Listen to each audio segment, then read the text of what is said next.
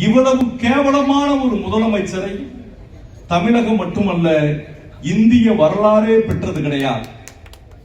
இந்த தேர்தல் களத்தில் நாம் இவ்வளவு பேர் இந்த இடத்தில் குழுமி இருக்கிறோம்.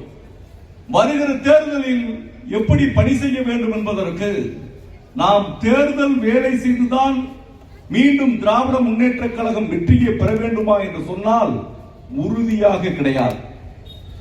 இடிப்பாரா இல்லா ஏமரா மன்னன் கெடுப்பார் இல்லாவிட்டாலும் கெடும் என்பது கிடங்க 5% வாக்குகளை கூட பெற முடியாமல் நடிகர் விஜய் அவனும் தோத்து அவன் கட்சியும் தோத்து போகும். மக்கள் மத்தியில் ஓட்டு வாங்க முடியாது. ஒரு உலகத்தில் பிரசித்தி பெற்ற ஒரு தலைவரை பெருந்தலைவர் காமராஜர் அவர்கள் வெற்றி வாய்ப்பை இழந்திருக்கிறார்கள். பெருந்தலைவர் காமராஜர் அவர்கள் வெற்றி வாய்ப்பை இழந்த போது ஐயா RS பாரதி அவர்கள் இந்திய எதிர்ப்பு போராட்டத்தில் தலைமை பொறுப்பை ஏற்று போராடிய காலகட்டத்தில் தான் பே. சீனிவாசனும் களத்தில் நின்றார். பே. சீனிவாசனுடைய வெற்றி பெருமையாக பேசப்பட்டது. படிக்காத காமராஜரை படித்த சீனிவாசன் வெற்றி பெற்றார் என்று சொன்னபோது உடனடியாக அண்ணா அவர்கள் சொன்னார்கள், படிக்காத காமராஜர் கட்டி வைத்த பள்ளிக்கூடத்தில் சீனிவாசன் படித்ததினால் வெற்றி என்று. அவனுக்கு எதிர்கட்சியாக இருந்தாலும் கூட திராவிட முன்னேற்ற கழகத்திற்கு பல்வேறு சோதனைகளை தந்திருந்தாலும் கூட மாண்புமிகு முன்னாள் தமிழ்நாடு முதலமைச்சர் ஜெயலலிதா அம்மையா அவர்கள் தேர்தலிலே தோற்று போன போது கூட, பர்கூரிலே தோற்று போன போது கூட சட்டமன்றத்திலே சுகமனம் இவ்வளவு பெரிய வெற்றியை பெற்றுவிட்டார் என்று பேசுகிற போது தலைவரிடம் கேட்டார்கள். செய்தியாளர்கள் சந்திப்பில் தலைவர் சொன்னார், யானையின் காதுக்குள் சென்ற ஒரு எறும்பு என்று நாசுக்காக தன்னுடைய கருத்தை முடித்துக் கொண்டார். பேரறிஞர் அண்ணா அவர்கள் வெற்றி வாய்ப்பை இழக்க போது கூட எதிரில் இருக்கக்கூடிய தலைவர்கள் தமிழினுடைய மானத்தை இந்தியாவினுடைய நாடாளுமன்றத்தில் கம்பீரமாக பேசிய தமிழினத்தினுடைய தலைவன் வெற்றி வாய்ப்பை இழந்திருக்கிறார் என்றுதான் எதிர்கட்சிகள் பேசியது. ஆனால் இந்த உலக நாட்டில் நான் தேடிக்கொண்டிருக்கிறேன், சட்டமன்றத்திலே உன் தகப்பனாரை என்று சொல்கிறானே, நான் கேட்கிறேன், மானங்கெட்ட தமிழ்நாட்டினுடைய முதலமைச்சர் உன்னை சட்டமன்றத்துக்குள்ள வச்சு பாத்துக்கிறோம்டா. நாங்க என்ன கோமாளி பையில நினைச்சுக்கிட்டு இருக்கிற? சட்டமன்றத்தை பூட்டுவானா? பூட்டினா உனக்கு எலும்பு இருக்காது, உடைச்சிட்டு தான் உன்னை அடிப்பு விடுவானா. பூட்டி பாரு சட்டமன்றத்தை.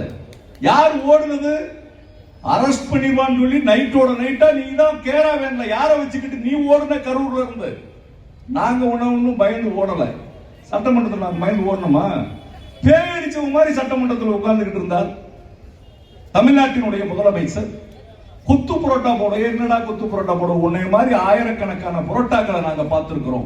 நீ எவ்வளவு கேவலமா பேசுன?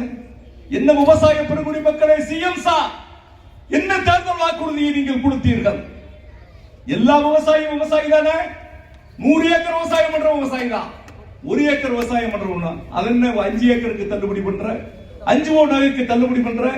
மற்றவெல்லாம் சோத்துல கை வச்சாதான், சேத்துல கை வச்சாதான் நம்ம சோத்துல கை வைக்க முடியும். நாகப்பட்டினத்துல வெக்கம் இல்லாம பேசுறீங்க. 24,000 கோடியை நாங்க தள்ளுபடி பண்ணோம். 5 நகை தள்ளுபடி, 5 ஏக்கர் நிலத்துக்கு தள்ளுபடி, கூட்டுறவு கடன் தள்ளுபடி, சுய உதவி குழு கடன் தள்ளுபடி. எவ்வளவு கடன் பண்ணோம்? 24,000 கோடி, 2,600 கோடி, 10% கடனை கூட வெக்கம் இல்லாமல் என்ன சிஎம் சார் பேசுறீங்க? எங்க ஊர்ல வேடநத்தத்துல என் அன்பு மகன் ஒருவன்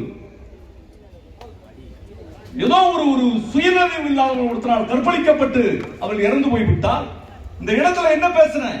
அதுதான் தமிழ்நாடு முழுவதும் எதிரொலித்தது. எங்களுடைய அமைச்சர் அதனால்தான் வெற்றி வாய்ப்பு இழந்தார். நான் கேட்கிறேன், இன்னைக்கு தமிழ்நாட்டில் அந்த அன்பு மகளை போன்று 3 வயது குழந்தையில் இருந்து 95 வயது பாட்டி வரை உன்னுடைய ஆட்சியில் சுதந்திரமாக இங்கு யாரும் நடக்க முடியல. அரசாங்க ஊழியர்களே, விஜய் ஆட்சியில உங்க பணத்தை, நீங்க டெபாசிட் பணத்தை, உங்களுடைய பிஎஃப் பணத்தை, உங்களுடைய சம்பளத்தில் பிடித்தம் பண்ண பணத்தை, மொத்தமா கொடுக்கிற பணத்தை இது விஜய் ஆட்சி வர்ற வரைக்கும் நீங்க வேண்டாம்னு சொல்லிருங்க. இல்லாட்டா உங்களை இந்த ஆட்சியில பாதுகாப்பு இல்லாமல் கொலை செய்வதற்கு அங்கங்க விஜய் கட்சிக்காரன் ரெடி ஆயிட்டான். நான் கேட்கிறேன், நீ என்ன வழக்கு போட்டுருவ? வழக்கு போடுறேங்கிறான், மிரட்டுவேங்கிறான், எம்எல்ஏ விலை பேசுறேங்கிறான். இவனே இந்த என்னைய பிடிச்சுக்கோ என்னைய பிடிச்சுக்கோ என்னைய பிடிச்சுக்கோ, நான் வெற்றி கொண்டான் உங்களை கொண்டாலும் நாங்க பேச மாட்டோம். நாங்க எதிர்கட்சியா 5 வருஷம் இருக்கணும்னு நினைக்கிறீங்களா? மானங்கட்ட பையன், இவனுக்கு தகுதி இல்லாதவங்க எங்களுடைய கட்சியில் இருக்கிறாங்க. அடுத்த நாள் இவன் என்ன செய்ய போறான்ற சிந்தனை யாருக்கு கிடையாது? முதலமைச்சருக்கு கிடையாது, அவங்களுடைய அமைச்சருக்கு கிடையாது. 2000 ரூபாய் ஐயர்கிட்ட பிடிக்கிறான். 2000 ரூபாய் அவன் காசு வாங்கிட்டான், ஐயர்கிட்ட பிடிக்கிறான். அங்க 100 கோடி ரூபாய் சொத்தை பழனிகளை எழுதி கொடுக்கிறான். இப்படிப்பட்ட மானங்கட்ட அமைச்சர்களை வைத்திருக்கிறான். இன்னொரு அமைச்சர் என்ன செய்யறான்? போதையில்லாத தமிழகம். ஆனா என்ன செய்யறான்? மந்திரியே எங்க அமைச்சர் தான் முத என்ன பண்றாங்க, போதையை போட்டு அவன் சீரட் பெட்டியில போட்டு ஊரெல்லாம் சொன்னான், அவன் மேல நடவடிக்கை எடுக்கல. இவன் மந்திரிகள் அத்தனை பேரும் குற்றவாளிகள். சினிமாவில் ஊழல் இல்ல, இவன் தான் ஊழலினுடைய மொத்த உருவம். தமிழ்நாட்டினுடைய முதலமைச்சர் 100 ரூபாய் டிக்கெட் 1000 ரூபாய்க்கு விற்கிறான். 150 கோடி ரூபாய் கருப்பு பணம் வாங்கி இருக்கிறான். இவன் கூட 3 ரூபாய்க்கு பேப்பர்ல இன்னைக்கு சிவகாசியில பிரிண்ட் அடிக்கிற 10 பீசாவுக்கு பிரிண்ட் அடிக்கிறத 10 கோடி ரூபாய்க்கு பணம் சேர்த்து 5000 கோடி ரூபாய் கையிருப்பு வச்சிருக்கிறான். ஆதவர்ஜனா அவனுடைய மாமியாவுக்கு 5500 கோடி இருக்கு. இதெல்லாம் உங்க அப்பா கலைஞர் எப்படா பணம் வந்துச்சுன்னு கேட்கிறான். ஏவா வேலு வீட்டுல எப்படா பணம் வந்துச்சுன்னு கேட்கிறான். எங்க முதுவரும் தலைவர் RS பாரதி எப்படா வெள்ள வேஷ்டி கட்டலாம்னு நினைக்கிறான். அட போடா விளக்கண்ண, என்னடா செய்ய முடியும்? எங்களுடைய தலைவர்களை அவமரியாதைப்படுத்தால் உன்னை அடித்து விரட்டுவதற்கு நாங்கள் தயாராக இருக்கிறோம். நாங்கள் சட்டமன்றத்தில் பார்த்துக்கிறோம். இன்னைக்கு பேசணும்ன்றது இல்லை, நம்மன்றது கிடையாது. எந்த இடத்துல எது பேசினாலும் அடிப்போம். ஆனா திமுகவுக்குன்ற ஒரு உரம் இருக்கு.